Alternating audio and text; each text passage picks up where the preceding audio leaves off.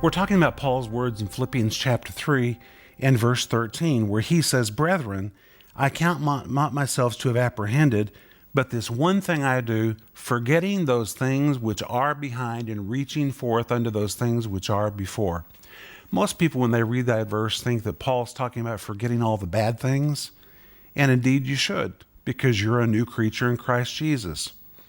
But really, that's not what stops most of us from finishing the will of God. Most people stop because they become satisfied, or very often they look at what they've done compared to others and they think, well, I've done a lot. If I don't do any more, I've done more than most folks do. Paul could have said that. He could have said, I've preached to more people than anybody else. I've written most of the New Testament. I've started a lot of churches. I've done a lot of things. If I stop now, I've still scored pretty well. I've done better than most people. Paul says, no. I'm not going to stop just because of past victories. I've not finished everything that God's called me to do, so I'm going to forget those things which are behind. The word forgetting means to put it behind you.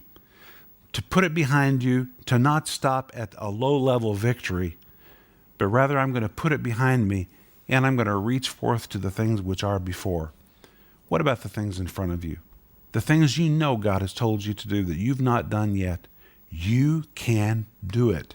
You can do it. Don't stop because you're discouraged at past disappointments. Don't stop because you're satisfied that you've done more than most folks have done. That doesn't matter. You're not going to be judged by the comparison of how you've done to other people. You're going to be judged by that original vision which God gave to you. Have you done what God has called you to do, or are you lacking? If you're lacking, then it's time to put everything behind you and turn around and focus on what's in front of you and to reach forth in front of you to the prize of the high calling of God in Christ Jesus. I guarantee you, you've not done everything God's told you to do. It's not time for you to quit yet. That's something for you to think about.